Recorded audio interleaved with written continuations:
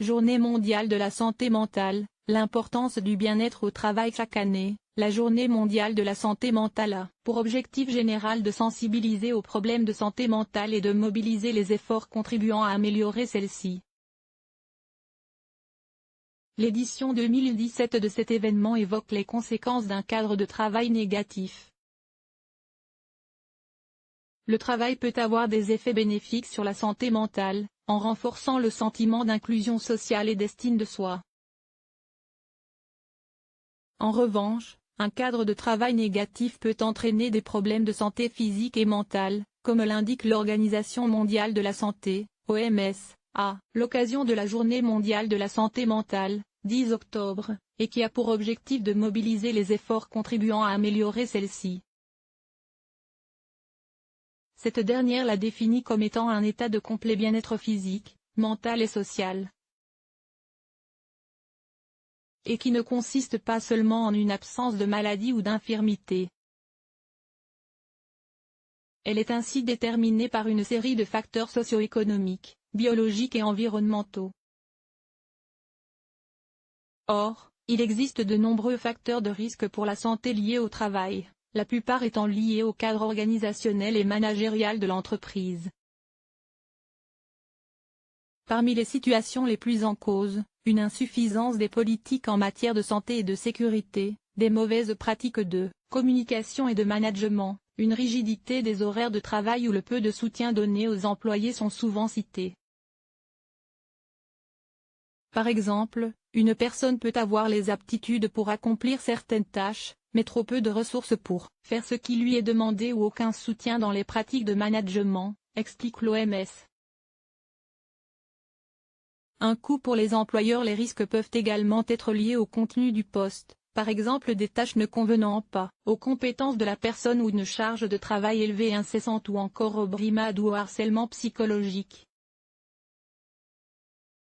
Les personnes concernées sont ainsi plus susceptibles de consommer de l'alcool ou des drogues et dans les situations où il n'y a vraiment pas d'appui social, elles peuvent présenter des troubles de l'anxiété, une dépression voire un burn-out. Sur le sujet, la Haute Autorité de Santé a récemment publié une fiche mémo pour améliorer sa prise en charge. Elle précise qu'il peut toucher toutes les professions et frappe autant les femmes que les hommes. Il est en deuxième position dans les affections d'origine professionnelle. Une problématique dont les entreprises ont tout intérêt à considérer l'ampleur, au risque d'observer une hausse de l'absentéisme, un roulement plus rapide du personnel et donc une baisse de la productivité.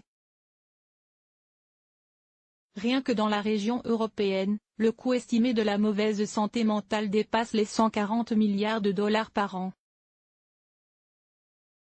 Une autre constatation digne d'être relevée est le fait que les troubles de dépression et d'anxiété imposent à l'employeur et à l'économie un tribut supérieur de 30% à celui des autres problèmes de santé en raison de la durée moyenne de l'absence, ajoute l'OMS, qui affirme que ce risque peut être contré en créant un environnement de travail sain.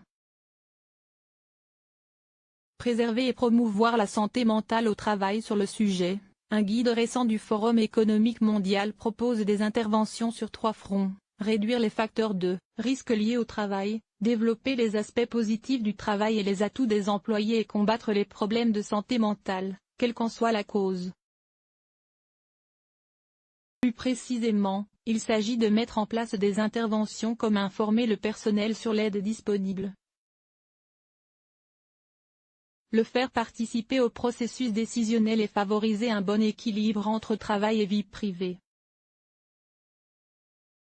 La clé du succès consiste à impliquer les parties prenantes et le personnel à tous les niveaux, pour délivrer les interventions de protection, promotion et soutien, et pour contrôler leur efficacité, conclut l'OMS. En France, la loi Travail de 2016 a notamment introduit pour la première fois un droit à la déconnexion.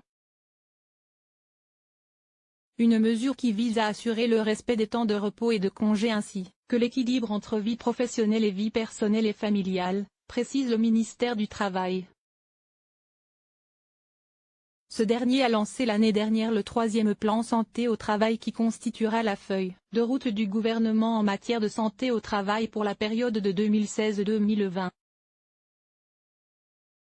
Élaboré avec les partenaires sociaux, ce dernier vise à faire de la prévention une priorité, en anticipant les risques professionnels et en garantissant la bonne santé des salariés. Généralement, il prend pleinement en compte la problématique de la qualité de vie au travail.